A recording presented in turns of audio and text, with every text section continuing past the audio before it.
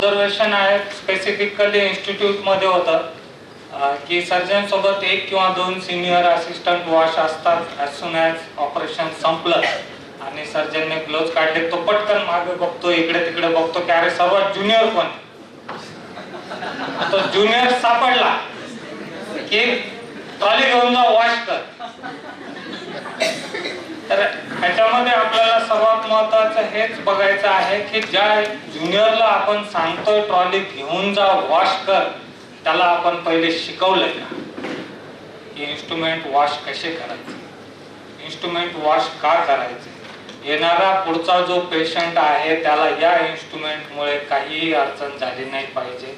Starting from surgical site infection पासून patient sepsis पर्यंत जाऊ शकतो, या गोष्टीची त्याला आपण जाणीव करून दिली पाहिजे. तो पार्ट दोन्हीकडे आहे.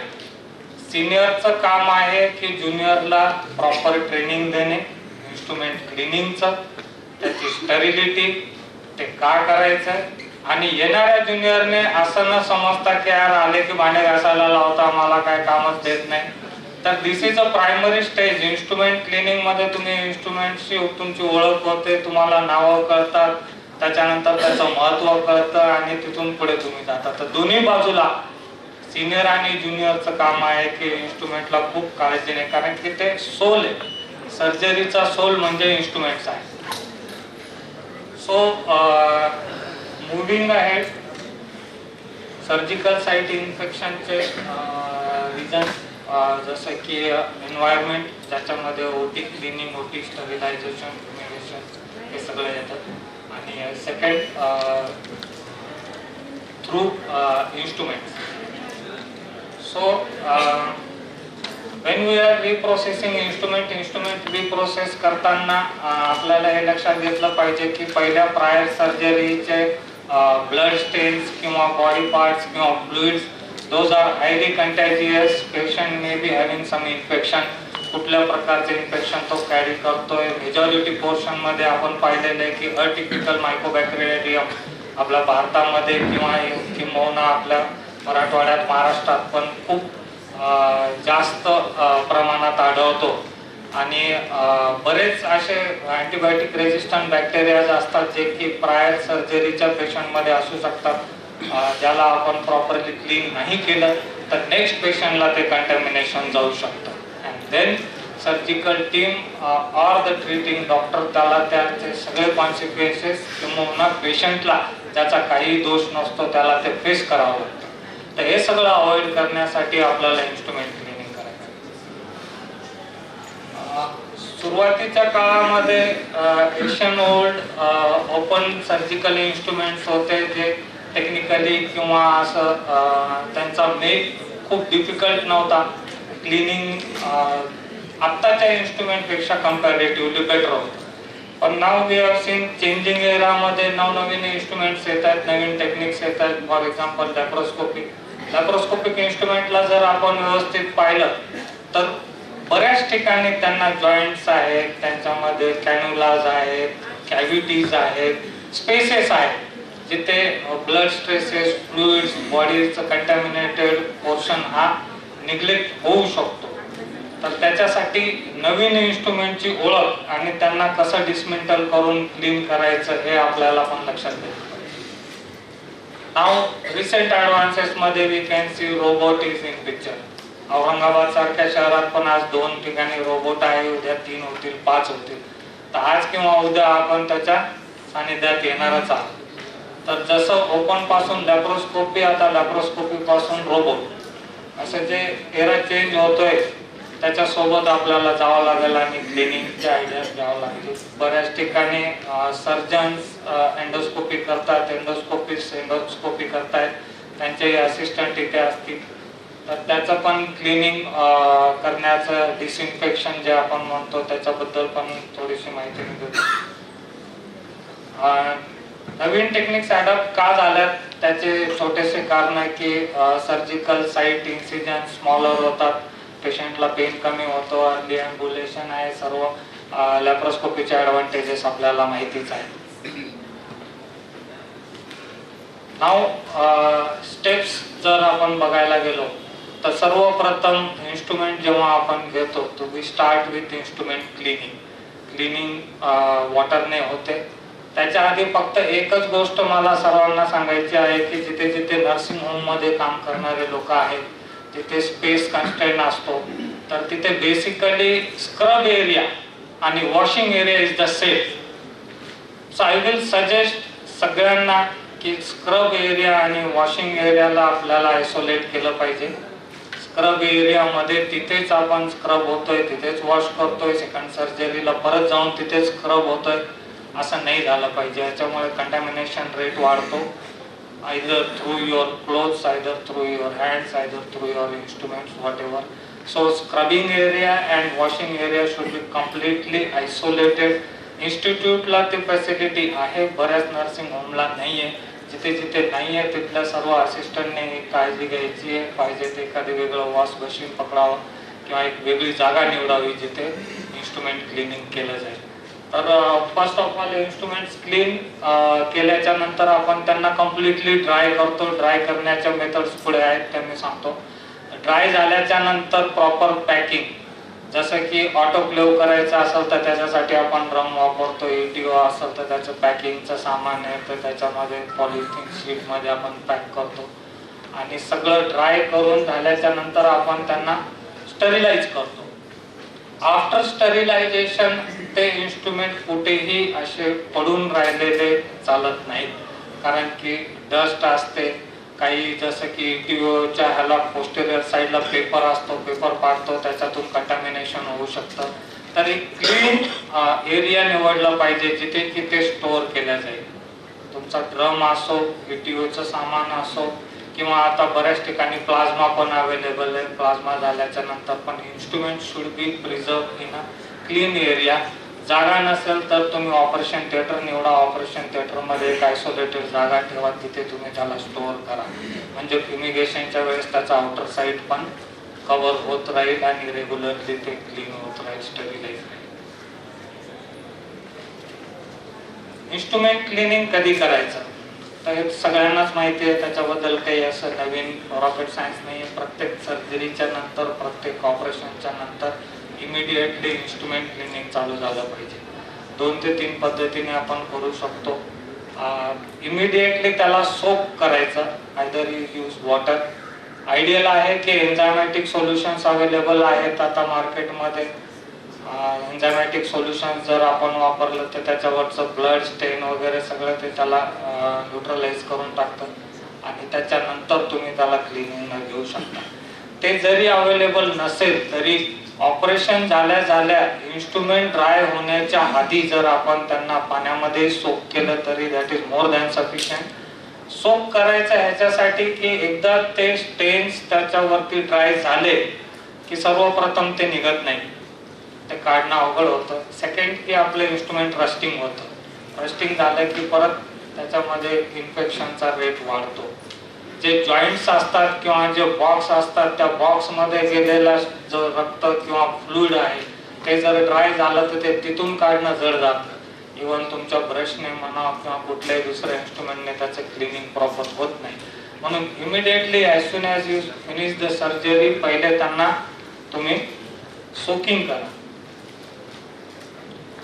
इनिशियल रिन्सिंगच्या नंतर सोकिंगच्या 2 टेक्निक जे मी आता सांगितलं, तुम्ही एन्झायमॅटिक सोल्युशन मध्ये टाका किंवा सिंपल वॉटर मध्ये सोक केलं तरी चालेल किंवा तुमचं दुसरं काही सोल्युशन अवेलेबल असेल तर that is good. Side effects सगळ्यांनाच माहिती आहे, केमिकल डिसइन्फेक्शन मध्ये येतं. साईड इफेक्ट्स हे आपण सर्व प्रकारच्या स्कोप्स साठी वापरू शकतो. जिथे जिथे एंडोस्कोप, डिओडिनोस्कोप, कोलोनोस्कोपचा वापर होतो त्या ठिकाणी साईड इफेक्ट्स युटिलायझेशन होऊ शकतं. फक्त त्याच्यामध्ये सर्वात महत्त्वाचं आहे की डेट आणि टाइम प्रॉपरली मेन्शन केला पाहिजे. How many times you are utilisation side effects आणि त्याचा रेग्युलर टायमिंग मध्ये त्याला रिप्लेस केलं पाहिजे. Otherwise that side effects itself can act as a source for contamination. तर त्याला वेळोवेळी चेंज करणे इन टाइम खूप महत्त्वाचं आहे. साईड इफेक्ट्सचं मिनिमम टायमिंग तुम्हाला फॉलो करायला पाहिजे, दॅट इज 30 मिनिट्स. त्याच्या आधी जर तुम्ही इन्स्ट्रुमेंट वापरत असताल तर त्याचे डिसइन्फेक्शन होणार नाही. Now after pre soaking washing technique येते. त्याच्यामध्ये दोन पद्धती आहे मॅन्युअली, जे की सगळीकडे फॉलो होते, ज्याच्यामध्ये आपण ब्रश वापरतो, त्याच्यामध्ये आपण सॉफ्ट कपडा वापरतो किंवा स्पंज पण वापरला जातो depending on the instrument style. आणि अनदर इज अल्ट्रासॉनिक क्लिनिंगचे डिव्हाइसेस अवेलेबल आहेत. त्याचे काही लिमिटेशन्स आहेत. For example colonoscope, those things are not to be use. ते फक्त आपल्या रुटीन इन्स्ट्रुमेंटसाठी वापर केला जातो. इन्स्ट्रुमेंट क्लिनिंग जेव्हा मॅन्युअली आपण करतो, you have to make sure की त्याच्यावर कुठेही ब्लड स्टेन्स राहिले नाही पाहिजे. ओपन इन्स्ट्रुमेंटच्या सिरेशन्समध्ये, ओपन इन्स्ट्रुमेंटच्या बॉक्स जॉईंटमध्ये कुठेही ते ब्लड स्टेन्स राहू नये. ब्लड स्टेन्स जे आपले लॅप्रोस्कोपिक इन्स्ट्रुमेंट्स आहेत त्यांच्यासाठी specifically I have mention here jet spray जर अवेलेबल असेल तर हॉलो विस्कस साठी पूर्ण लॅप्रोस्कोपीचं कम्प्लीट इन्स्ट्रुमेंट डिसमेंटल झाल्याच्या नंतर जे त्याचा आउटर कॅन्युला असतो त्याच्या आतली क्लिनिंग आपल्याला जमत नाही आणि त्या साईजचा ब्रश जर अवेलेबल नसेल तर आतली क्लिनिंग ही इम्प्रॉपर होते. त्याच्यामध्ये 2 ते 3 अडचणी होतात. सर्वप्रथम म्हणजे it becomes a source of infection. Second होतं की ते आतून रस्ट होतं आणि थर्ड होतं की त्याचं रस्टिंग झाल्याच्या नंतर जेव्हा इनर कॅन्युला टाकतो तर त्याची मोबिलिटी हॅम्पर होते, ज्याची अडचण इंट्राऑपरेटिव्ह फील्डमध्ये सर्जनला होते. सो इन्स्ट्रुमेंट मेंटेनन्स साठी पण ते महत्वाचं आहे आणि prevention of transmission of infection साठी पण ते महत्वाचं आहे. तर जर तुमच्याकडे गन अवेलेबल असेल तर सगळे हॉलो जेवढेही तुमचे इन्स्ट्रुमेंट्स आहेत त्याला आतून क्लिनिंग साठी गनचा वापर करावा, जेटचा वापर करावा, ज्याच्यामुळे तिथे क्लीन होईल. टेलिस्कोप क्लिनिंग डेलिकेट इन्स्ट्रुमेंट आहे, त्याला डेलिकेट पद्धतीने तुम्हाला क्लीन करावं लागेल, ज्याच्यासाठी तुम्ही स्पंजचा यूज करू शकता किंवा तुमचा सॉफ्ट कॉटनचा यूज करू शकता.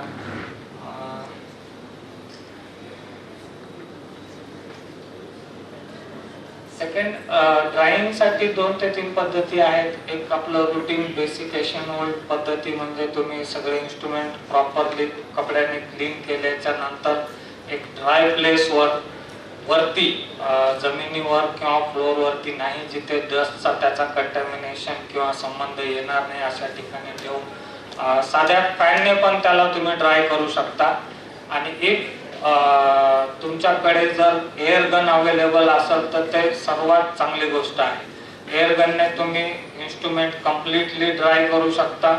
लॅप्रोस्कोपीचे इन्स्ट्रुमेंट पण तुम्ही कम्प्लिटली एअर गनने ड्राय करू शकता. ड्राय झाल्याच्या नंतर त्याचं प्रॉपर पॅकिंगमध्ये ऑटोक्लेव्ह असेल तर तुमचा ड्रम भरून त्याच्यावरती तुमचं प्रॉपर त्याची डेट आली पाहिजे, वेळ आला पाहिजे आणि इंडिकेटर आलं पाहिजे. Indicator is mandatory. Either you do autoclave, ETO, plasma, कुठल्याही पद्धतीने स्टरीलाइज करा. इंडिकेटर त्याच्यावर असणं खूप आवश्यक आहे आणि त्याला व्यवस्थित ऑटोक्लेव्ह किंवा जे स्टरीलायझेशन पद्धती संपल्याच्या नंतर ते इंडिकेटर चेक करणे हे खूपच महत्वाचं आहे. इन्स्ट्रुमेंटचे कॅटेगरायझेशन केलेलं आहे. हॉस्पिटलमध्ये वापरमध्ये येणारे इन्स्ट्रुमेंट्स आपण 3 पद्धतीने बघतो. एक आहे नॉन क्रिटिकल, की ज्याच्यामुळे खूप काही आपल्याला अडचणी होणार नाहीत, जे की वॉर्डमध्ये वापरल्या जातील किंवा ICU मध्ये पण बऱ्याच ठिकाणी वापरल्या जातील. सेमी क्रिटिकलमध्ये स्कोप्स वगैरे तुमचे कोलोनोस्कोप, एंडोस्कोप, ब्रॉन्कोस्कोप हे सगळे सेमी क्रिटिकलमध्ये येतात. म्हणजे they are for clean contaminated cases, की ज्याच्यामध्ये क्लीनलीनेस आहे पण केस इटसेल्फ इज कंटॅमिनेटेड. आणि third is critical instruments, all surgical instruments. त्याच्यामध्ये सर्जिकल असो, गायनेकोलॉजिकल असो, ऑर्थो असो, ऑप्थॅम असो, व्हॉटएव्हर, जिथे जिथे सर्जरी आहे those instruments are called as a critical instruments. तर बेसिकली डिसइन्फेक्शन काय आहे, तर डिसइन्फेक्शन मध्ये फक्त सर्वात सोप्यात सोपं लक्षात ठेवायचं difference between disinfection and sterilization is spore. Disinfection does not kill spores, bacterial spores. It can be sporistatic but it is not sporicidal. तर डिसइन्फेक्शन मध्ये आपल्याला फक्त बॅक्टेरिया आणि मायक्रो ऑर्गॅनिझम्स मरतात, स्पोर्स मरत नाहीत. त्याच्यामुळे याचा युटिलायझेशन आयदर क्लीन कंटॅमिनेटेड मध्ये करावा किंवा जिथे क्रिटिकल काम नाहीये त्या ठिकाणी याचे युटिलायझेशन व्हायला पाहिजे. त्याच्यासाठी केमिकल डिसइन्फेक्शन आपण वापरतो. याच्यामध्ये लक्षात घेण्यासाठी फक्त एकच गोष्ट आहे की minimum time required is 20 minutes. Cidex मध्ये इन्स्ट्रुमेंट टाकलं तर minimum time required is 20 minutes. You should not do it before 20 minutes. बऱ्याच ठिकाणी बिझी शेड्यूल मध्ये थिएटर मध्ये काय होतं, 10 मिनिटात ठेवून दे सायडेक्स मध्ये झालं. तर तसं फॉलो करायचं नाही. फर्स्ट ऑफ ऑल जेव्हा बॅक टू बॅक केसेस असतात, तुम्हाला माहिती नाही ज्याने इन्स्ट्रुमेंट क्लीन केलंय त्याने कसं क्लीन केलंय, किती क्वालिटीने क्लीन केलंय, स्वच्छ झालंय नाही झालंय, आणि तो इमिडिएटली त्याच्यामध्ये ठेवणार आणि तुम्ही 10 मिनिटात त्याला जर वापरलं तर सेकंड पेशंटला कंटॅमिनेशन किंवा इन्फेक्शन होण्याचे chances are very high. So you should avoid that. Minimum 20 minutes is the cut off time. आणि त्याच्यामध्ये पूर्ण ऍक्शन पाहिजे असेल तर तसं 10 आवर्सचं टाइम लिमिट आहे. त्याच्यामुळे त्याची ग्रॅव्हिटी लक्षात घ्यायला पाहिजे. 10 मिनिटं 5 मिनिटं सायडेक्स मध्ये बुडवलं, काढलं, धुतलं, वापरून घेतलं, असं करायचं. सायडेक्सची एक्सपायरी तुझ्या बुकलेट मध्ये दिलेलं असतं. As per as I remember 15 days cut off आहे, परंतु त्या कट ऑफला तुम्ही डायरेक्टली घेऊ शकत नाही because the number of time you are using the Cidex is more important. नुसतं बनवलं 15 दिवस ठेवलं तर ते 15 दिवसही चांगलं आहे, पण तो बनवला दिवसात 10 वेळा त्याच्यामध्ये कंटॅमिनेटेड इन्स्ट्रुमेंट्स टाकले तर त्याची फ्रिक्वेन्सी जास्त असली पाहिजे. वन्स अ वीक, इव्हन जिथे जिथे हाय लोड आहे तिथे 3 दिवसात 4 दिवसात पण तुम्ही ते सायडेक्स चेंज केलं पाहिजे. फॉर दॅट मॅटर तुम्ही क्वांटिटी कमी वापरा. सायडेक्स पूर्ण भरण्यापेक्षा अर्धा भरा की जेणेकरून फक्त इन्स्ट्रुमेंट सबमर्स होतील आणि त्याची क्वांटिटी कमी वापरल्यामुळे ते जास्त वेळ तुम्हाला वापरता येईल. फुल जर भरून ठेवलं तर ते पूर्ण सायडेक्स तुझं कंटॅमिनेट होणार. So number of use is more important than the days. तर how frequently you are using. For example you are using once a week, तर त्याला आठवड्यात चेंज करायची गरज नाही. पण तुम्ही दिवसामध्ये 5 वेळा वापरता, 10 वेळा वापरता, तर त्याची फ्रिक्वेन्सी वाढली पाहिजे. दॅट यू हॅव टू जज अकॉर्डिंग टू द युटिलायझेशन. त्यांना स्टरिलायझेशनचं आपण सांगितलं. स्टरिलायझेशन टेक्निक 2 प्रकारचे आहे, हाय टेम्परेचर आणि लो टेम्परेचर. हाय टेम्परेचर आपल्याला सगळ्यालाच माहिती आहे. मला वाटतं almost everybody here is using autoclave. Autoclave वापरण्यासाठी फॉर सेफ्टी पर्पज मला फक्त एकच सांगायचं आहे की ऑटोक्लेव्ह वापरणारा माणूस हा प्रॉपरली ट्रेन झालेला असला पाहिजे. कुणीही आलंय नवीन पहिल्यांदा ऑटोक्लेव्ह वापरतंय, त्यांनी जायचं ऑटोक्लेव्ह लावायचंय, त्याला प्रोसेस माहित नाहीये, त्याला प्रेशर कसं कमी करायचं माहित नाहीये, त्याला कधी उघडायचं माहिती नाहीये, या सिच्युएशन मध्ये मेजर ऍक्सिडेंट्स होऊ शकतात. So while using autoclave you should be pre trained for using autoclave. त्याला कसं वापरायचंय, त्याच्यामध्ये प्रेशर कसं जनरेट करायचंय, त्याला कधी बंद करायचंय, प्रेशर डाऊन आल्याच्या नंतर किती वेळाच्या नंतर त्याला उघडायचे, उघडल्याच्या नंतर इन्स्ट्रुमेंट्स इमिडिएटली काढायचे, वेट करायचंय, याचं सगळं प्रॉपर नॉलेज असल्याशिवाय ऑटोक्लेव्ह वापरू नये. माहिती नसेल तर माहिती करून घ्या, कारण की ते सर्वात easily available and that is the most utilized method of sterilization we are using. Other institutes do have ETO, ethylene oxide gas याच्यामध्ये वापरला जातो. आणि जसं मी प्रायर तुम्हाला सांगितलं की भारतामध्ये किंवा महाराष्ट्रामध्ये आपल्याला इन्स्ट्रुमेंट्स रियूज करावं लागतात. जास्तीत जास्त हे आपण कॅथ लॅबमध्ये किंवा एंडोस्कोपी युनिटमध्ये बघतो की जिथे डिस्पोजेबल इन्स्ट्रुमेंट्स हे रियूज होतात. तर त्या ठिकाणी त्यांचं प्रॉपर क्लिनिंग, सोकिंग, पॅकिंग, त्याच्यावरती डेट, लेबल आणि त्याच्यानंतर ETOचा वापर. ETOचं फक्त एक मेजर डिसएडव्हान्टेज मला वाटतं ते आहे टाईम. इट टेक्स मिनिमम किती फास्ट केलं तर 12 आवर्स.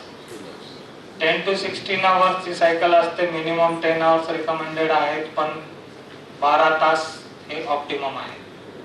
तर ओनली टाइम ड्युरेशन त्याच्यामध्ये अडचणीचा आहे. अदरवाईज ETO सर्वात चांगला सेफ इन्स्ट्रुमेंट आहे. स्टरिलायझेशन मेथड आहे ज्याच्यामध्ये सर्व डेलिकेट इन्स्ट्रुमेंट्स जे हीट लबाईल आहेत, उदाहरणार्थ एंडोस्कोपी मध्ये वापरणारे इन्स्ट्रुमेंट ऑटोक्लेव्ह होत नाहीत, मेल्ट होऊन जातात. लॅप्रोस्कोपीचे इन्स्ट्रुमेंट्स मेल्ट होऊन जातात, त्यांना पण तुम्ही ETO करायला पाहिजे.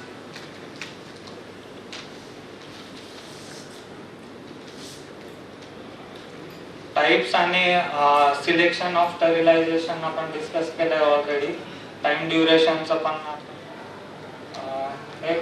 प्लाझ्मा खूप ठिकाणी कमी ठिकाणी अवेलेबल आहे बिकॉज ऑफ द कॉस्ट, पण at present this is the best sterilization method ज्याच्यामध्ये it is less harmful to the people जे कोणी वापर करतोय. जसं ऑटोक्लेव्ह मध्ये ऍक्सिडेंट होऊ शकतो, ETO गॅस जर लवकर रिलीज झाला त्याचे हजार्ड्स आहेत, याचे हजार्ड्स आर लेस आणि it is easy to use. आणि सर्वात बेस्ट आहे की विदिन 1 आवर 30 मिनिट्स 20 to 30 मिनिट्सची सायकल असते, पण within 1 hour you can have the instrument for second case. म्हणजे त्याचं पूर्ण क्लिनिंग होऊन, पॅकिंग, सायकल रन होऊन नेक्स्ट केस साठी within 1 hours you will get the instruments on table. This is the advantage of plasma. प्लाझ्मासाठी indicator कुठला? इंडिकेटर्सचं मी frankly speaking study केलेलं नाही. Companies provide because companies provide करते, त्याच्या डिटेल्स मध्ये मी काही गेलो नाही. आणि फर्स्ट ऑफ ऑल कॉस्ट खूप जास्त असल्यामुळे त्याचा काही एवढा अभ्यास. ऑपरेशन थिएटर फ्युमिगेशन सगळ्यांनाच माहिती आहे. फ्युमिगेशन करताना फक्त एकच गोष्ट लक्षात ठेवायची आहे की फ्लोर आणि सर्व एरिया हा कम्प्लिटली पहिले क्लीन झाला पाहिजे, क्लीन करून ड्राय केला पाहिजे. ड्राय झाल्याच्या नंतर जे जे डेलिकेट इन्स्ट्रुमेंट्स आहेत, फॉर एक्झाम्पल तुमचा लॅप्रोस्कोप आहे, मॉनिटर आहे, or any other monitors utilise for the parameter monitoring, ज्याच्यावरती डाग पडू शकतात, ते सगळे कव्हर केले पाहिजे प्रॉपर कपड्यांनी. त्याच्यानंतर फ्युमिगेशन चालू केलं पाहिजे. फ्युमिगेशन मध्ये छोटे छोटे ड्रॉपलेट्स जे उडतात त्याच्यामुळे ते तुमचे डेलिकेट इन्स्ट्रुमेंट्स खराब होऊ शकतात. तर त्यांना प्रॉपर कव्हर करून फ्युमिगेशन चालू केलं पाहिजे. त्याच्या आधी इलेक्ट्रिसिटी कट ऑफ झालं पाहिजे, AC बंद झालं पाहिजे, नंतरच फ्युमिगेशन चालू करायचं.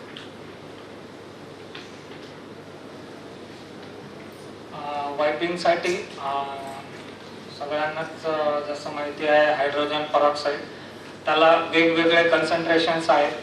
तुम्ही जर OT मध्ये फ्लोअर क्लिनिंगला यूज करताय तर स्ट्रॉंग असायला पाहिजे, मोर दॅन 6%.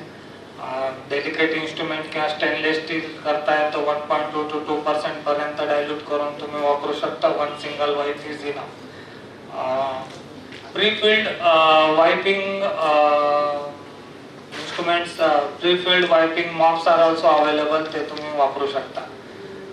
2 ते 3 टेकोम मोसेस जे मला द्यायचं, जसं आपण पहिले डिस्कस केलं की instrument cleaning is not something very less important. I will say की ते सर्वात जास्त महत्त्वाचं आहे. त्याच्यामुळे ते ज्युनियरच्या हाताखाली देऊ नये, दिलं तरी त्याला प्रॉपर ट्रेनिंग द्या. नंबर 2 म्हणजे स्क्रब एरिया आणि तुमचा वॉशिंगचा एरिया हा आयसोलेटेड ठेवावा. अडचण असेल तरी त्याच्यासाठी ॲडिशनल अरेंजमेंट्स करून घ्याव्यात. आणि नंबर 3 म्हणजे इन्स्ट्रुमेंट पॅकिंग आणि स्टरिलायझेशनच्या आधी कम्प्लिटली ड्राय झाले पाहिजे. मॉपने करा, एअर ड्राय करा, एअर गनने करा, पण कम्प्लिटली ड्राय करूनच त्यांना स्टरिलाइज करा. त्याच्यानंतर टेक्निक्स कोणतं इन्स्ट्रुमेंट कशामध्ये टाकायचं त्याच्याबद्दल आपण डिस्कस केलं. आणि सर्वात महत्त्वाचं म्हणजे safety, like while using autoclave असो किंवा तुमचं ETO असो, प्लाझ्माला तर बऱ्यापैकी सिक्युअर्ड आहे किंवा दुसरं कोणतं ह्युमन सेफ्टीची सर्व ट्रेनिंग सर्व सिनियरने ज्युनियर लोकांना दिली पाहिजे. अदरवाईज मेजर ॲक्सिडेंट्स होऊ शकतात, त्याच्यामुळे एखाद्या वेळेस जीवाला पण धोका होऊ शकतो.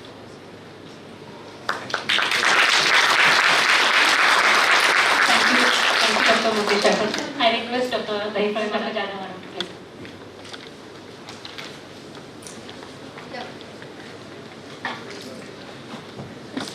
जोरदार टाळ्या होऊन जाऊ द्या एकदा.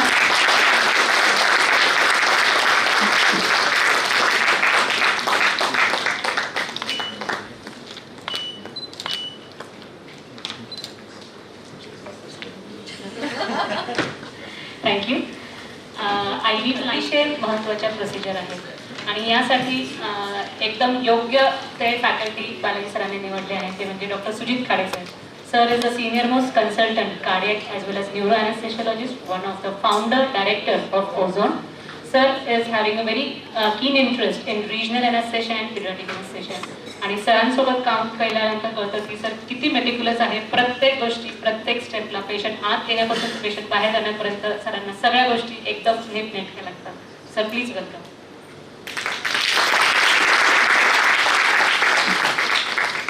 टाळ्या वाजतायत म्हणजे जागेच सगळे. मला वाटतं गुलाबजामुनचं जास्त इफेक्ट झालं नाही. सर्वप्रथम मी IMAच्या डॉक्टर दहिपळे मॅडम आणि देशमुख सरांचे आभार मानतो की त्यांनी हे व्यासपीठ आम्हाला उपलब्ध करून दिलं.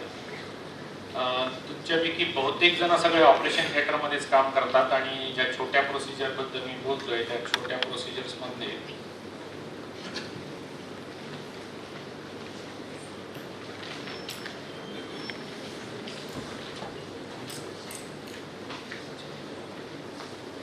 या 3 प्रोसिजर बद्दल मी बोलणार आहे. एक तर IV लाईन इंट्राकॅथ आपण जे म्हणतो की सगळ्या पेशंटला लावायचा, त्याच्यानंतर पोलीस कॅथेटर आणि तिसरी मला असं वाटतं की राईल्स ट्यूब बहुतेक OT असिस्टंट कुणी पेशंटला टाकत नाही, बरोबर आहे ना? अच्छा, बरेच जण टाकतात. मला असं वाटतं की माझा असा अंदाज होता की OT पेक्षा ICU मध्ये ही प्रोसिजर ब्रदर किंवा नर्सेस जे आहेत ते जास्त कॉमनली परफॉर्म करत असतात. तर IV लाईन मला वाटतं तुम्ही बहुतेक सगळेजण लावतात. IV लाईनची जी पूर्वतयारी आहे त्याच्यामध्ये आपल्याला काय काय लागतं तर एक सिरिंज, वॉटर फॉर इंजेक्शन आहे, इझी फिक्स, त्यानंतर टॉर्निकेट किंवा टॉर्निकेट नसेल तर एक असिस्टंट, त्यानंतर आपल्याला वेगवेगळ्या प्रकारचे कॅन्युला लागतात, इंट्राकॅथ ज्याला आपण म्हणतो, ग्लोव्ज आणि स्पिरिट्स. त्याच्यामध्ये सगळ्यात महत्त्वाची मला गोष्ट ही सांगायची की जो कुठला पेशंट ऑपरेशनसाठी ऑपरेशन थिएटरमध्ये येणार आहे त्याला एंजिओकॅथ आपण ऑपरेशन थिएटरच्या बाहेर लावू किंवा ऑपरेशन थिएटरमध्ये. तर अशा पेशंटला कृपया 20 नंबरचा एंजिओकॅथ म्हणजे पिंक कलरचा एंजिओकॅथ वापरा. मी बहुतेक ठिकाणी हे बघतो की पेशंट ऑपरेशन थिएटरमध्ये येतो आणि त्याला 22 नंबरचा म्हणजे छोटा एंजिओकॅथ लावलेला असतो. तर फार अशा कमी सर्जरी आहेत, जशी आता ऑप्टमची सर्जरी जर असेल की ज्याच्यामध्ये ब्लिडिंगच होणार नाहीये तर मग तिथं 22 नंबरचा लावला तरी काही प्रॉब्लेम नाहीये, कारण तिथं आपण फक्त सेफ्टी म्हणजे पेशंटला व्हॅसोवॅगल झालं तर ॲट्रोपिन द्यायला असावा म्हणून एंजिओकॅथ लावतो. तर अशा वेळेस छोट्या एंजिओकॅथ चालेल. पण एखादं मोठं ऑपरेशन आहे जिथं जास्त रक्तस्राव होण्याची शक्यता आहे तर अशा पेशंट्सला कृपया 20 किंवा 18 नंबरचा एंजिओकॅथ लावा. आता ही जी प्रोसिजर आहे त्या प्रोसिजरमध्ये आपल्याला ठरवायचं की पेशंटच्या उजव्या हाताला किंवा डाव्या हाताला एंजिओकॅथ लावायचा आहे. ज्या कुठल्या हाताला एंजिओकॅथ लावायचा असेल त्याला पहिल्यांदा टॉर्निकेट अप्लाय करा. पेशंटला हाताची उघडझाप करायला सांगा जेणेकरून पेशंटच्या वेन जे आहेत त्या फुगतील आणि आपल्याला व्यवस्थित दिसतील. त्याच्यामध्ये सगळ्यात महत्त्वाची ही स्टेप आहे की पेशंटच्या व्हेन्स व्यवस्थित फुगलेल्या असल्याशिवाय पेशंटला ब्रीथ घ्यायची नाही. ब्रीथ घ्यायच्या अगोदर आता हे काय केलेलं मी इथं एंजिओकॅथ थोडा बेंड केला. हा एंजिओकॅथ बेंड करण्याचा फायदा हा आहे की पेशंटच्या वेन सोबत आपल्या एंजिओकॅथचा कॅन्युलाची अलाइनमेंट जेवढी पॅरलल असेल तेवढा एंजिओकॅथचा सक्सेस रेट वाढतो.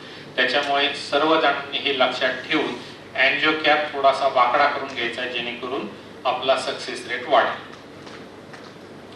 त्याच्यानंतर आणखीन एक अशी गोष्ट आहे की आपण अँजिओ कॅप व्यवस्थित लावतो. बहुतेक जण मी बघतोय आता इथे खूप सिनियर लोक आहेत, म्हणजे सगळ्यात सिनियर मला इथं अण्णा दिसत आहेत की त्यांचा आता 30 वर्षाचा अनुभव आहे. त्यांना हे सांगायची गरज नाही की अँजिओ कॅप कसा लावायचा.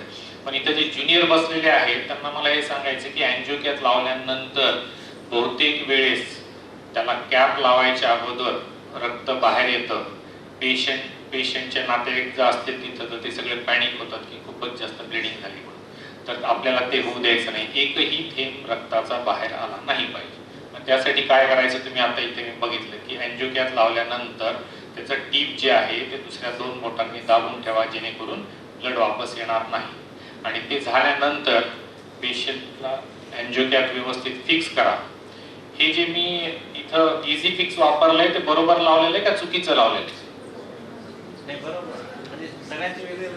हा, सगळ्यांची वेगळी पद्धत आहे, पण ही जास्त पद्धत सिक्युअर आहे. याच्याने अँजिओ कॅप निघणार नाही. तर मला असं वाटतं की जे तुम्ही उलटं लावता किंवा मी उलटं लावलेलं आहे, तर मला असं वाटतं की उलटी पद्धतच तुम्ही फॉलो करा जेणेकरून अँजिओ कॅप जास्त चांगल्या पद्धतीने फिक्स राहील हाताला. आणि त्याच्यानंतर अँजिओ कॅप लावल्यानंतर फ्लश करायला कृपया विसरू नका.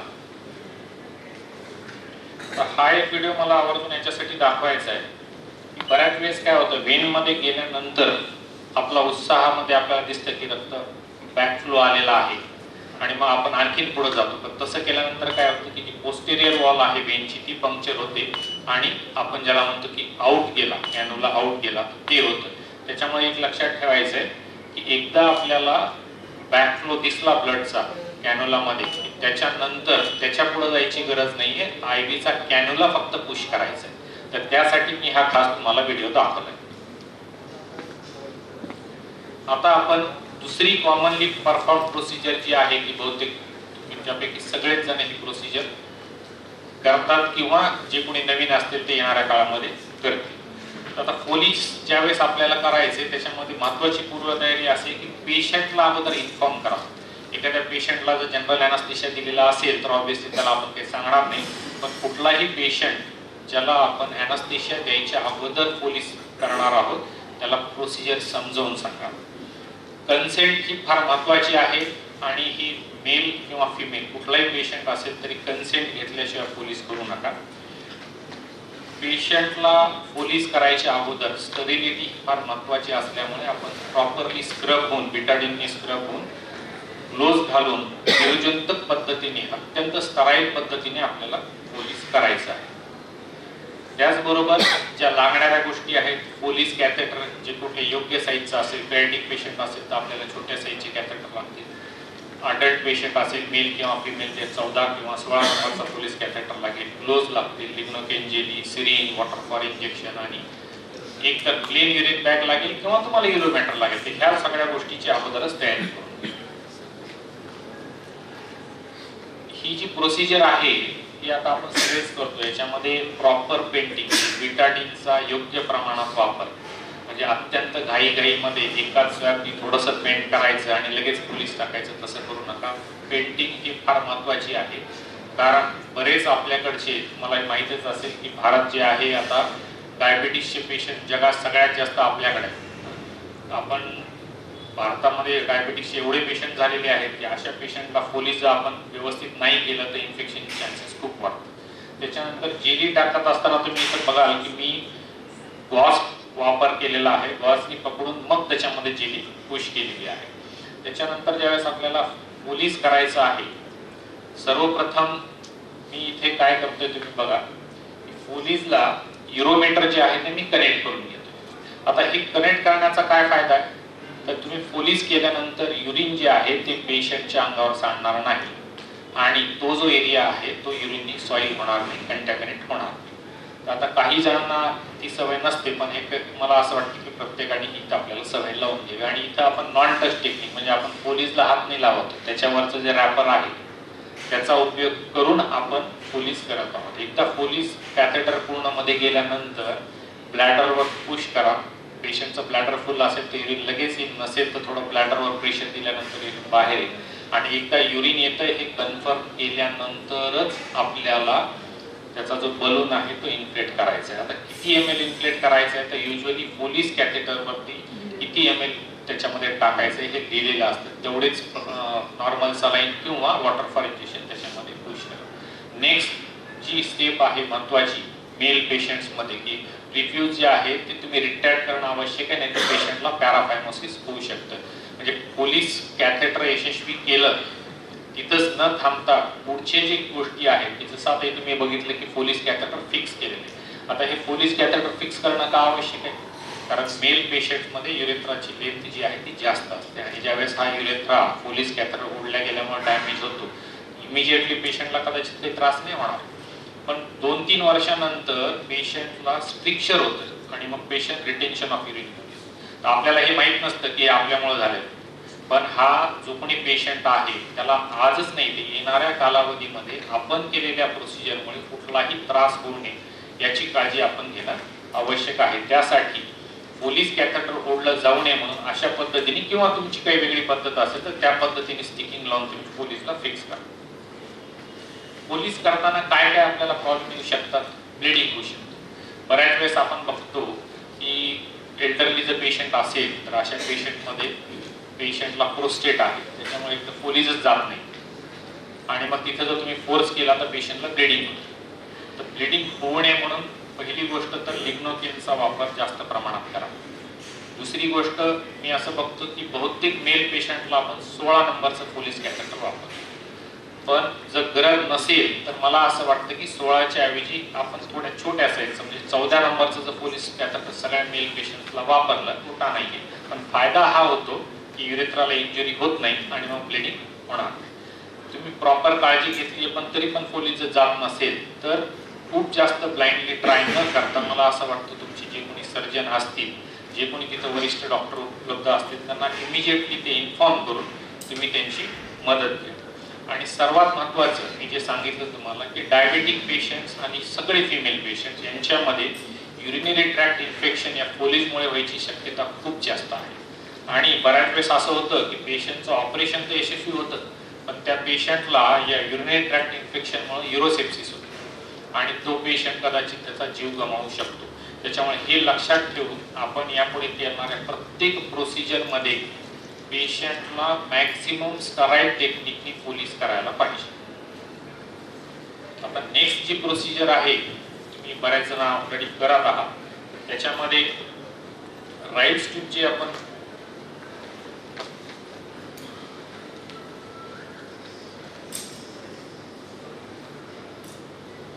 राईस ट्यूब जे टाकतो आपण तर राईट किंवा लेफ्ट नॉस्ट्रेल हे कसं निवडायचं? तर ज्या साईडला लिग्नोकिन जेली सहज जाईल त्या साईडला ब्लॉक नाही आहे नॉस्ट्रेल आणि त्यामुळे त्या नाकपुडीतनं आपण राईस ट्यूब टाकायचा प्रयत्न करायला पाहिजे.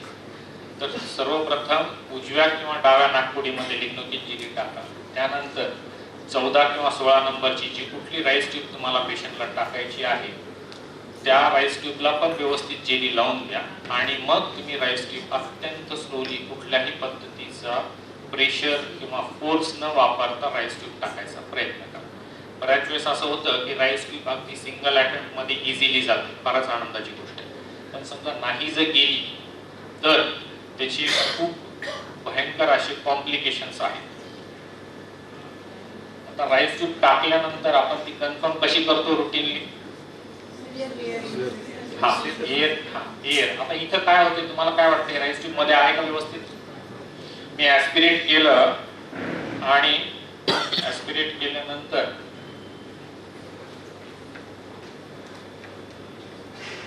सगळ्या शेवटी जे तुम्ही बघितलं ऍस्पिरेट केल्यानंतर एअर जी आहे ती परत सक होत होती मध्ये. याचा अर्थ काय आहे की ते राईस ट्यूबचं टीप एक तर कुठेतरी ब्लॉक झालेला आहे किंवा राईस ट्यूब योग्य जागी नाही. तर हे लक्षात घ्या आणि अशा वेळेस राईस ट्यूब तशीच ब्लाइंडली पुढे पुश करायचा प्रयत्न करू नका. मी आता मुद्दाहून हा युट्यूबवरनं व्हिडिओ डाउनलोड केला आहे की राईस ट्यूबचे जे कॉम्प्लिकेशन्स आहेत की काही साधे कॉम्प्लिकेशन्स आहेत आणि काही फार मेजर कॉम्प्लिकेशन्स आहेत. तर त्याच्यामध्ये नेझल ब्लिडिंग जे आहे ते बऱ्याच वेळेस होतं आणि थोडंसं तुम्ही प्रेशर दिलं किंवा पुढच्या एखाद्या तासामध्ये ते ब्लिडिंग थांबून पण जातं. त्याच्यानंतरचं कॉम्प्लिकेशन आहे की आपल्याला राईस ट्यूब ही टाकायची असते अन्न नलिकेमध्ये, म्हणजे इसोफॅगस मध्ये टाकायची असते. पण पेशंट जर सेमी कॉन्शियस असेल किंवा अनकॉन्शियस असेल किंवा पेशंटला तुम्ही जनरल अॅनास्थेशिया दिलेला असेल तर ती राईस ट्यूब जी आहे ती अन्न नलिकेमध्ये न जाता ती श्वास नलिकेमध्ये जाऊ शकते. आणि हे जर तुम्ही न चेक करता त्याच्यामधनं राईस ट्यूब मधनं पेशंटला फिडिंग दिलं किंवा सलाईन किंवा त्यामधनं पाणी जर दिलं तर पेशंटला काय निमोनिया होईल. त्याच्यामुळे हे दुसरं मेजर कॉम्प्लिकेशन आहे. त्याच्यानंतरचं जे कॉम्प्लिकेशन आहे की राईस ट्यूब जात नाहीये, त्यामुळे आपण जर फोर्स लावून राईस ट्यूब पुश करायचा प्रयत्न केला तर राईस ट्यूब जी आहे ती इसोफॅगसला परफोरेट करून बाहेर जाऊ शकते. पण ती कुठं जाईल तर ती एक तर छातीमध्ये म्हणजे मेडियास्टॅनम मध्ये जाऊ शकते किंवा इसोफॅगस मधनं ती उजव्या किंवा डाव्या बाजूच्या प्लुरामध्ये पण जाऊ शकते. त्याचा पुढचं कॉम्प्लिकेशन स्टमक परफोरेशन.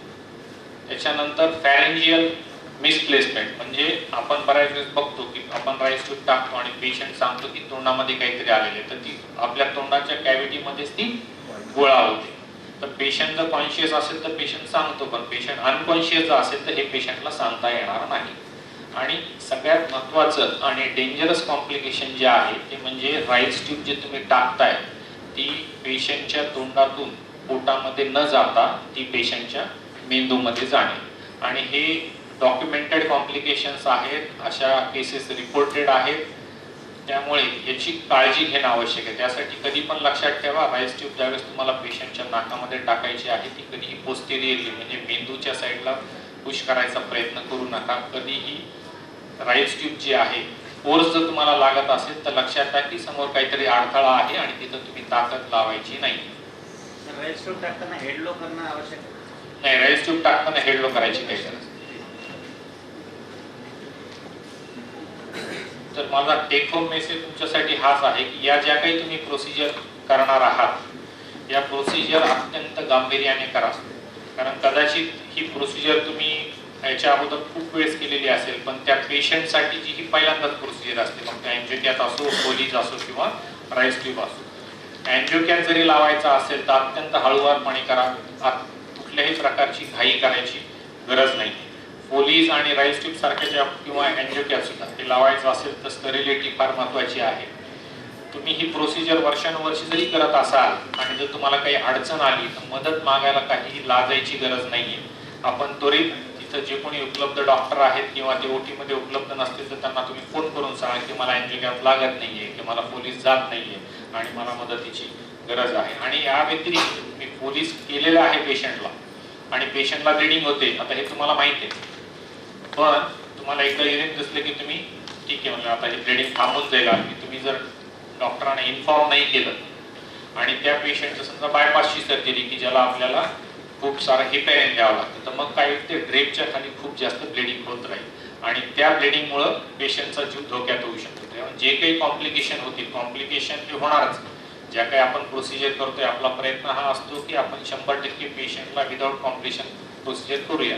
पण काही जर कॉम्प्लिकेशन झाले तर न घाबरता डॉक्टरांना त्याची माहिती द्या, जेणेकरून त्याच्या पुढचा आपण अनर्थ टाळू शकतो. आज दिवसभरात जे काही झालं लेक्चर झाले त्याच्यामध्ये दैबळे मॅडमने जे महत्त्वाचं सांगितलं की हे सगळं टीम वर्क आहे आणि या टीमचा आपल्या टीमचा मेन उद्देश आहे की पेशंटला व्यवस्थित ट्रीटमेंट देऊन त्याच्या पायातला आपल्याला घरी पाठवायचं आहे. तर या टीमचे तुम्ही अत्यंत महत्त्वाचे सभासद आहात हे लक्षात ठेवून आज जे काही तुम्हाला ज्ञान भेटलेलं आहे त्या ज्ञानाचा पेशंटच्या बेनिफिटसाठी मॅक्झिमम कसा उपयोग होईल याचा प्रयत्न करा. धन्यवाद. Thank you very much. मी विकास देशमुख सर आणि जितेन सरांना स्टेजवर बोलवते. सरांना प्लीज टोकन ऑफ अप्रिशिएशन द्या.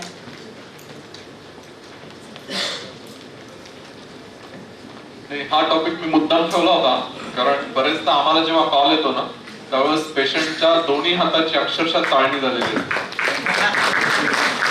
आणि कधीही व्हेन प्रॉमिनंट झाल्याशिवाय प्रिक घ्यायचीच नाही हे लक्षात ठेवा. व्हेन प्रॉमिनंट होत नसेल तर प्रिक घेऊ नका. तुम्ही कोणाला तरी मदतीला बोलवा, पण तुम्ही स्वतः एकदा स्वतःला लावून बघा. इंट्राकॅथ लावताना भयंकर पेन होतं पेशंट, कारण त्याचे जे कॉम्प्लिकेशन आहेत ते खूप ड्रेडेड आहेत. म्हणून मी मुद्दाम हा टॉपिक ठेवला होता. ते हा टेक होम मेसेज लक्षात ठेवा की हे खूप डेलिकेट आणि कॉमन जरी प्रोसिजर असतील तर याचे कॉम्प्लिकेशन्स खूप ड्रेडेड आहेत. थँक्यू सर, व्हॅल्युएबल इनपुट्स दिल्याबद्दल. आता आपले नेक्स्ट फॅकल्टी आहे doctor Payal Choubey madam.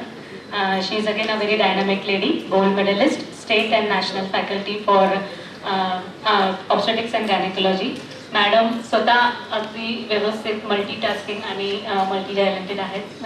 Yoga, exercise, extremely pet lover आहेत आणि त्या कशा पद्धतीने वर्क लाईफ बॅलन्स करतात आपण बघूया. Please ma'am. Thank you for the kind appreciation. First of all, I would like to thank the IMA and also the Ozone Group for giving me an opportunity to stand before you and present something which is very unique in itself. सगळ्यात आधी actually मला एक सांगायचं आहे की balance, what is balance? Balance is not that you get from somebody, right? You will not get balance. Balance हमको create करना पड़ता है. Am I right? We have to create balance between many things in life. आणि हा जो topic आहे work life balance, हा फक्त प्रोफेशनल्ससाठी नाही आहे किंवा मेल प्रोफेशनल्ससाठी नाही आहे. This is equally important for female professionals. We have so many female professionals over here. Female staff असतं, फीमेल OT स्टाफ असतो, female doctors are there, female surgeons are there. I myself am a surgeon, obstetric and gynecology, so into a very, I would say, a very kirkira branch, correct? Right from the residency, आम्हाला खूपदा असं हे होतं की अरे बापरे बायकाच आहेत फक्त, राईट? अँड खूपदा असं असतं की there are very few ladies who actually take up challenges in a more positive way, understand what is to be done, reflect back आणि मग काम करतात. So this is a very important topic today. आणि मला असं वाटलं की this is a very unique thing. आणि आपण जसं सगळं शिकतो आयुष्यात, म्हणजे आपण एज्युकेशन घेतो, आपण फायनान्स एज्युकेशन घेतो, मॅरेज करताना आपण 10 वेळेस विचार करतो, तर मला असं वाटतं हे खूप जास्त अतिशय गरजेची गोष्ट आहे की आपल्याला, म्हणजे आपण आपल्या जे हे असतात बच्चे असतात त्यांना पण आपण शिकवायला पाहिजे की बाबा लाईफमध्ये सगळ्यात महत्त्वाचं काय आहे की you have to balance between your work life and your professional life. ही गोष्ट ॲक्च्युली एका हाऊसवाईफला पण इम्पॉर्टंट आहे. It is important in every sphere. So coming on to this, so what is it? What is work life balance? So सोप्या भाषेत जर सांगायचं असेल तर इट इज बेसिकली तालमेल, राईट? तालमेल between the work that is career, ambition on one hand, and life. Life म्हणजे काय? Health, pleasure, very important, leisure, me time, very important, family, yes, very important, and most importantly spiritual development. आपलं स्वतःचं आत्मीय development, आत्मिक development, त्याच्यामध्ये पण आपण काय बॅलन्स करू शकतो, कसं करू शकतो. So balance is very important. जर बॅलन्स नाही झाला, इम्बॅलन्स झालं तर काय होऊ शकतो? So research says that it is about 60% people are affected worldwide, right? So be it a doctor, be it a IT professional, be it a pilot, be it anybody, they are affected. 60% of the population, जर 100 लोक पकडले तर 60% affected असतात. ही गोष्ट वेगळी आहे की काही लोक बोलून दाखवतात, काही लोक बोलत नाही आणि मग चिडचिड करतात. का होतं असं? बिकॉज कुठे ना कुठे we have not prioritised ourselves. आपल्याला माहित नसतं आपल्याला काय करायचं. करायचं तर आहे आयुष्यात, पण काय करायचं आहे, त्याच्यासाठी काय लागेल. मग आपल्याला जर ती गोष्ट व्यवस्थितरित्या आपल्याला भेटत नाहीये, करू शकत नाहीये, तर आपण कोणाशी संवाद साधायला पाहिजे, हेल्प कशी घ्यायला पाहिजे, हे आपण कधी करत नाही. सो त्याने काय होतो? स्ट्रेस येतो. सो जसं आपलं वर्क लाईफ डिस्टर्ब्ड असतो. जर सपोज मी आता गायनेकोलॉजिस्ट आहे, सपोज माझा लाईफमध्ये बॅलन्स डिस्टर्ब झाला, सो डेफिनेटली मी काय करणार आहे? चिडचिड करणार आहे. So easiest target is the staff, number 1 in the OT, second patient, third I will my work productivity would be decreased, right? So माझ्या OPD मध्ये जर इनफर्टिलिटी पेशंट आहे किंवा हाय रिस्क पेशंट आहे किंवा ॲडॉलेसंट पेशंट आहे किंवा मेनोपॉज लेडी आहे, सो मी तसं त्याला क्वालिटी टाइम देऊ शकत नाही. की तुम्ही जसं OT असिस्टंट आहात, तर फक्त तुम्ही गायनॅक प्रोसिजर्ससाठी वॉश नाही होणार. Am I right? तुम्ही कार्डियक सर्जरीजला वॉश होणार, ऑन्को सर्जरीजला वॉश होणार, ऑफ्थॅमला वॉश होणार किंवा वेगळे वेगळे लोक तुमच्या लाईफमध्ये येतील, वेगळे वेगळे सर्जन्स येतील, त्यांचे वेगळे वेगळे नीड असतील, तर तुम्ही काय करणार? तुम्ही तर चिडचिड करू शकत नाही. So you will go in your shell, you will not talk, तुम्ही बोलणार नाही. मग तुम्हाला काय होऊ शकतो? डिस्टर्ब को वर्कर, म्हणजे 2 OT असिस्टंट मध्ये टिप असू शकेल, संवाद साधणार नाही, so work is disturb. Then relationship in the work place is disturb. घरी आल्यानंतर अनहॅपी, टाइम देऊ शकत नाही किंवा त्यांचे सानिध्यात राहून पण तुम्ही त्यांच्याशी बोलणार नाही, गिल्ट राहणार आहे. There will be lack of interest, depression, health will be affected and may lead to addiction. Now we had seen addiction in males, like when I was doing my residency, male addiction was very common, but now in the gynae OPD we find female addictions also. Females are smokers, females are alcohol consumers, so this is very common. So addiction एरवी पण लागू शकतं, पण stress can lead to more addiction. So basically this PPT, while I was designing the talk, तर मी असं 9 rules बनवले. 9, it is very important. नवग्रह, नवरात्र, देवीचं नवरात्र, right? So तसे 9 rules. So rule number 1, understand yourself first. It is most important. One has to understand oneself first. Accept yourself as you are. Okay?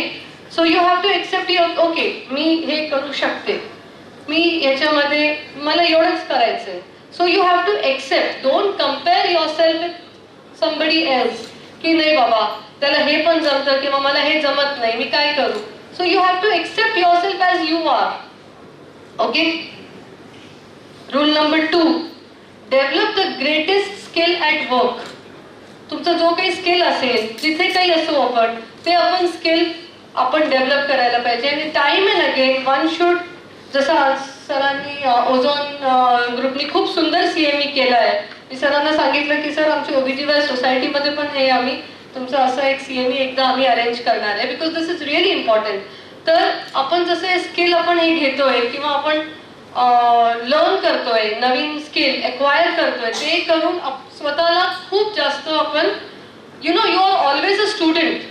So you have to keep learning and keep like learning and acquiring good skills so that you become good. Be honest. जे येते ते accept करा, जे येत नाही त्याच्यासाठी please please please help घ्या. There are people to really help, because OT is one place जिथे तुम्ही काही बाकी गोष्टी करू शकत नाही. You cannot play with somebody else's life. Surgeon पण कधी कधी स्ट्रेसमध्ये असतो, तर जो न चिडणारा सर्जन आहे तो पण कधी चिडू शकतो, राईट. So one has to accept it and also one has to be committed towards it. You all are committed. That is why on a Sunday day since morning you all are sitting and listening to various lectures and be very confident. एकदा skill acquire झालं, त्याच्यानंतर commitment आला, त्याच्यानंतर honesty येते आणि then comes confidence. ना confidence एक असं अटायर आहे, एक असं दागिना आहे की ज्याला काहीच लागत नाही. कॉन्फिडेंट माणूस तेव्हाच लक्षात येतो की okay that person is confident. Rule number 3 very important, ergonomics.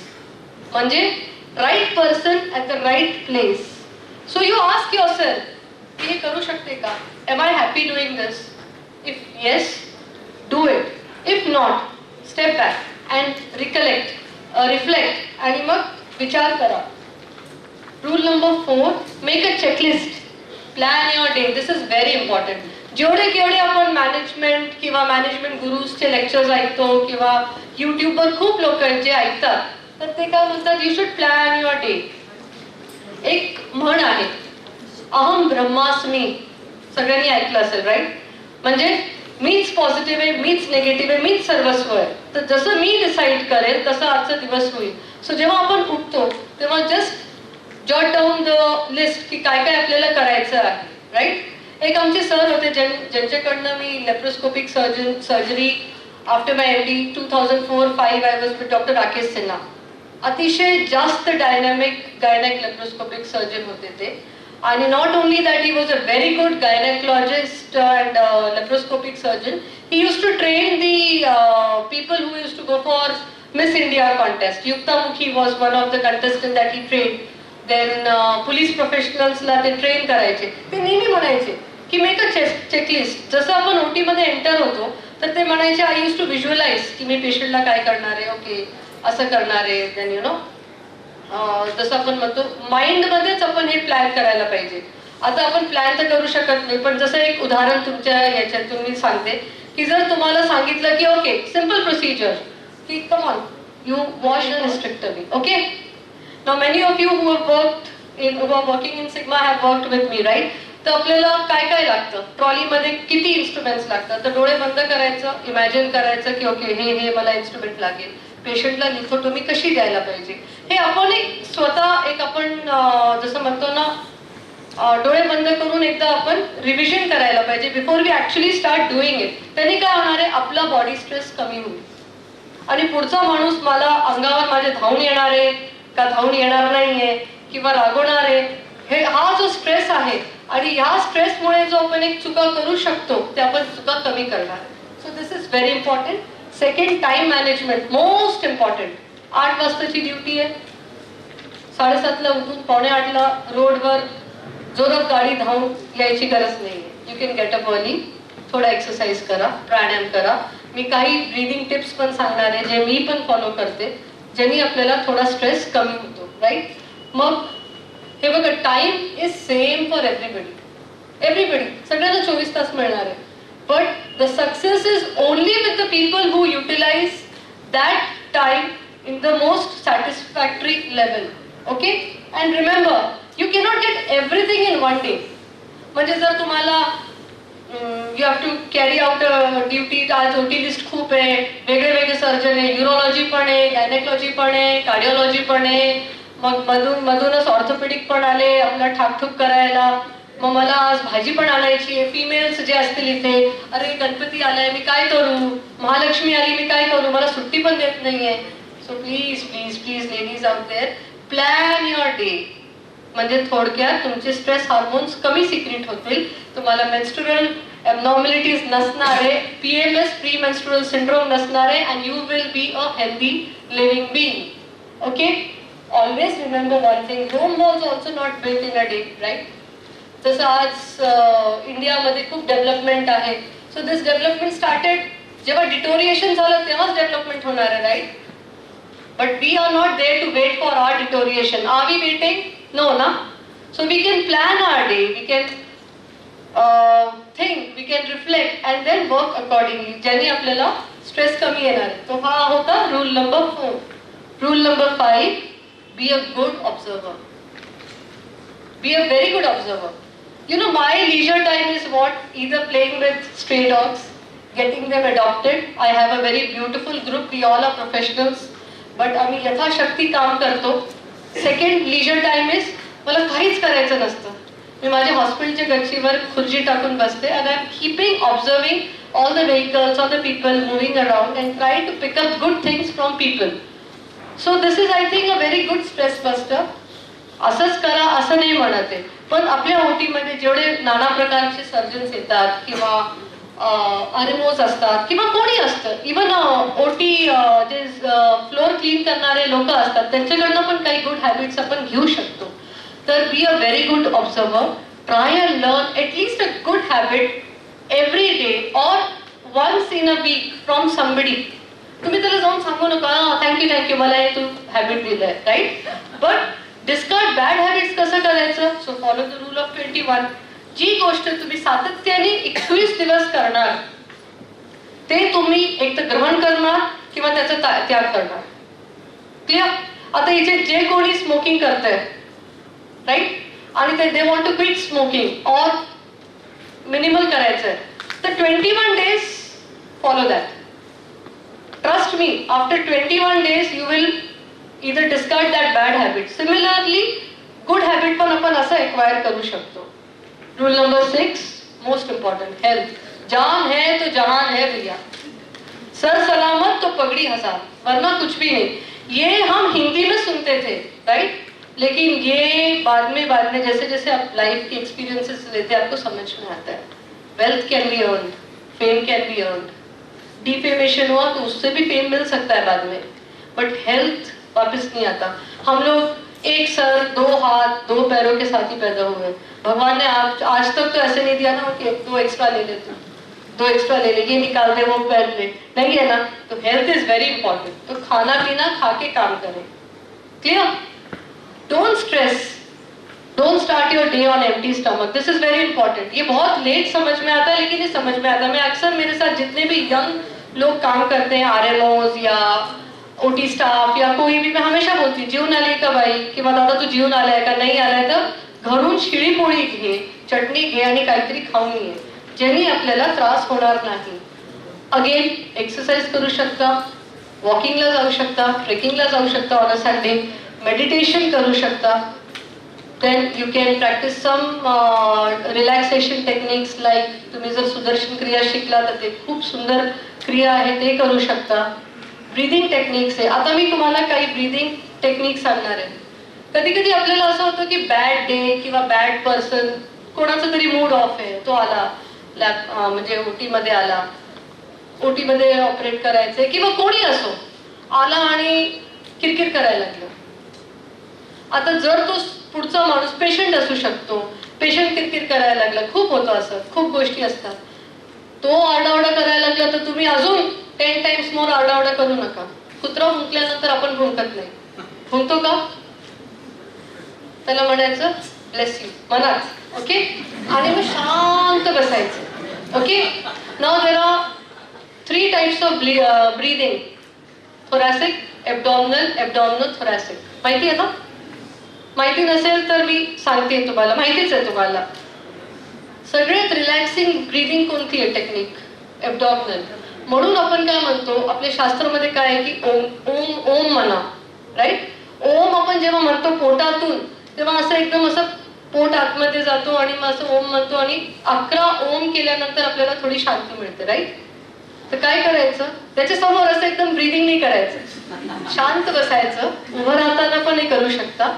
लांब लांब श्वास आतमध्ये घ्यायचे, लांब लांब श्वास बाहेर सोडायचे. आम्ही खूपदा, मी माझे पेशंटला जे लेबर टेबलवर आहे आणि ते बेअर डाऊन करत नाही, तर म्हणतं बाई लांब श्वास आतमध्ये घे, लांब श्वास बाहेर सोड. ते ती पण करते, मी पण करते, माझा पण स्ट्रेस कमी होतो आणि तिचा पेन थोडाफार कमी होतो. हे तुम्ही करून बघा, ट्रस्ट मी. जे आपले पोटामध्ये बटरफ्लाईज आहेत किंवा उंदीर नाचतात ते कमी होऊन जाते. क्लिअर? आणि पुढचा माणूस एकदम शांत होतो, कारण की एक त्याला असं दुरून असं दिसतं काहीतरी वलय आलेलं आहे, तो एकदम शांत होऊन जातो. करून बघा. Rule number 7, very important, spend time with your family, accept them as they are. आपले सगळ्यांचे घरी ओल्ड लोक आहेत, आपले बच्चे असतात, आपले स्पाऊस आहेत. आपण आज इथे आहोत, हे टीम वर्क आहे, हे घरून सुरू होतं basically. No doctor is a great doctor unless that particular doctor, male or female, is supported by the counterpart. No, correct? किंवा no OT assistant is very great जेव्हापर्यंत तिला किंवा त्याला घरून सपोर्ट नाहीये.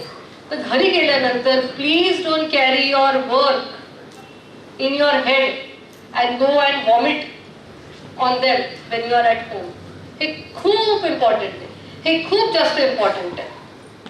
हे कमीत कमी मी आणि माझे husband as a couple we follow it completely. म्हणजे I am not a gynaecologist when I'm home. My husband is not at all a pathologist when he comes home. We are friends first. Talk. त्यांच्याशी बोला, संवाद करा. आपल्याकडे जे लोक काम करायला येतात त्यांच्याशी बोला, अंडरस्टँड करा. Be a compassionate person first yourself. See, life is not always going to be good. हाँ बहुत अच्छा है, आज बहुत ही अच्छा है, असं नाही. We are not in heaven, we are on the earth. Okay, मग कधी कधी ते लोक पण चिडचिड करू शकतात, कारण की कदाचित तुम्ही त्यांना टाइम देऊ शकत नाहीये. एब्झॉर्ब करा, शांततेने बघा, रिॲक्शन टाइम कमी करा, स्ट्रेस लेवल कमी होईल. ऑलवेज रिमेंबर दिस, कभी खुशी कभी गम. रूल नंबर 8, मी टाइम, स्वतःचा टाइम. सगळ्यांना आवडतो, राईट? मला पण खूप आवडतं स्वतःचा time. Spend time with yourself. स्वतःशी बोला, जोर जोरात नाही, पण बसल्या बसल्या बोला स्वतःशी. तुम्हाला तुमचं मनच तुम्हाला सांगेल की करेक्ट डिरेक्शन मध्ये आहात का नाहीये, कुठे इम्प्रूव्हमेंट पाहिजे, कुठे नाही पाहिजे. तुम्ही कधी कोणावर चिडचिड केली तर तुम्हाला स्वतःलाच रिफ्लेक्ट करून असं वाटेल की नाही बाबा, मी आज असं केलंय. आणि कधीही कोणालाही सॉरी म्हणायला आपण कमी आहोत अशातला भाग नाहीये. See human relations are very dynamic. आज अच्छा है तो कल बुरा भी हो सकता है, लेकिन परसों बहुत अच्छा हो सकता है. करेक्ट? तो आप खुद से पहले बात करो, हॉबीज करो, गार्डनिंग करो, रीडिंग करो, self talk, auto suggestion. Yes, अगर कोई सुबह जल्दी नहीं उठता है तो रात को सोते वक्त बोलो मैं सुबह उठने वाली, मुझे ये करना है. हे 21 दिवस फॉलो करा. See the magic, it will happen with you. Rule number 9, जसं मी पहिले म्हटलं, bad day, bad circumstance at work, life. Please hand over moment to doctor पायल.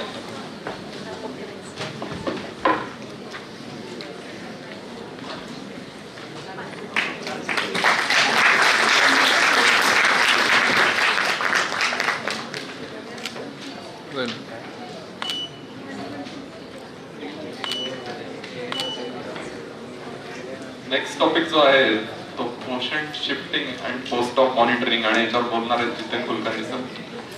मी काम केलेल्या सगळ्यात मेटिक्युलस सर्जन मधले एक म्हणजे डॉक्टर जितेन कुलकर्णी सर आहेत. आणि अतिशय म्हणजे पेशंटची केअर म्हणजे आम्हाला कधी कधी फारच जास्त आहे असंही वाटतं खरं सांगायला, पण शेवटी ते बरोबर असतात. पण इतके बारकाईने पेशंटची केअर घेतात सर की म्हणून मी मुद्दाम, आणि हा टॉपिक खूपच महत्वाचा आहे कारण हा मोस्ट निग्लेक्टेड पार्ट आहे. शेवटचं पेशंट सगळे ऑपरेशन झाल्याच्या खुशीत असतं आणि फक्त पेशंट शिफ्ट करतो आणि निघून जातो. तर याच्यावर मी मुद्दाम सरांना बोलायला सांगितलंय. Jiten sir, over to Jiten.